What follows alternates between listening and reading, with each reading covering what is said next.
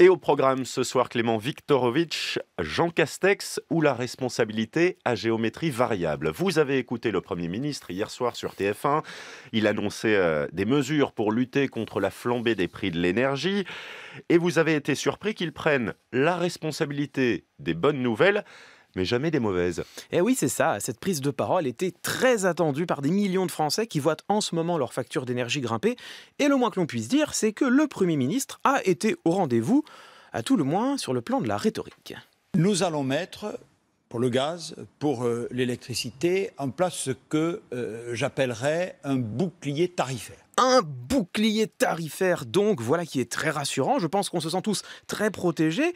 Alors c'est bien sûr une métaphore, elle rappelle le bouclier fiscal de Nicolas Sarkozy qui avait été une arme de campagne redoutable avant que les citoyens ne comprennent que derrière cette image sécurisante se cachait de fait une baisse de l'impôt sur la fortune.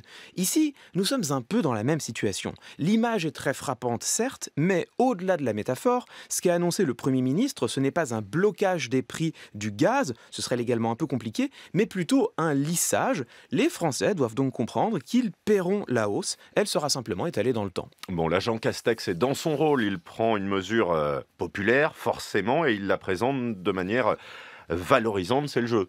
Oui, c'est le jeu. Et d'ailleurs, sur le plan syntaxique, il a tout fait pour s'en attirer le crédit. Nous allons nous prémunir contre ces hausses de tarifs. Nous faisons un effort supplémentaire. Nous allons évidemment les aider. Nous l'empêcherons, nous diminuerons, nous limiterons, nous recourrons, nous revaloriserons. J'ai annoncé aux Françaises et aux Français un chèque énergie. Je préfère recourir au blocage des prix. J'ai ce pouvoir de par les textes.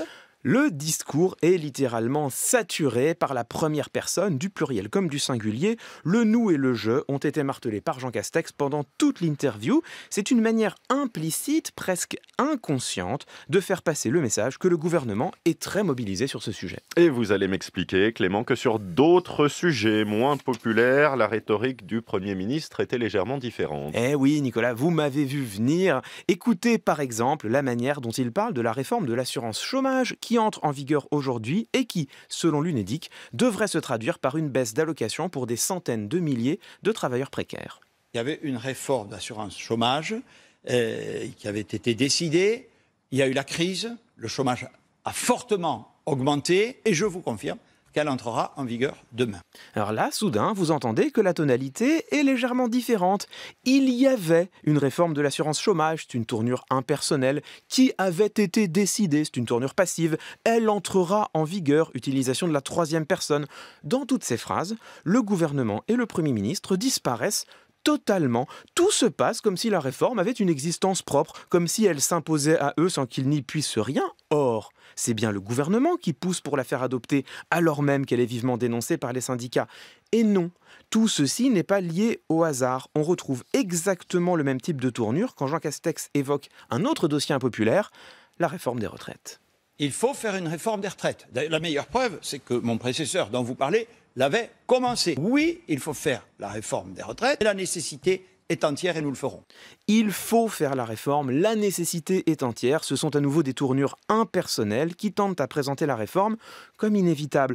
On a même cet argument incroyable. La meilleure preuve, c'est que mon prédécesseur l'avait commencé. Alors ça, c'est un exemple typique de raisonnement circulaire, c'est-à-dire un raisonnement qui ne prouve absolument rien. Ça revient littéralement à dire la preuve que nous devons faire la réforme, c'est que nous avons commencé à faire la réforme.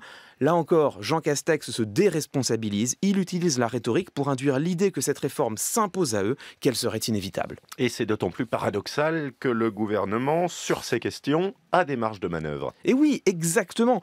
Que ce soit la réforme des retraites ou la réforme de l'assurance chômage, il s'agit de choix politique. Bon ou mauvais, ça n'est pas la question, mais il serait possible d'en faire d'autres, de répartir les ressources différemment.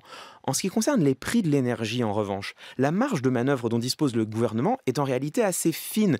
En d'autres termes, Jean Castex met en scène son volontarisme sur une question où il a peu de pouvoir et il prétend à la fatalité sur des enjeux impopulaires, mais qui relèvent d'authentiques choix politiques.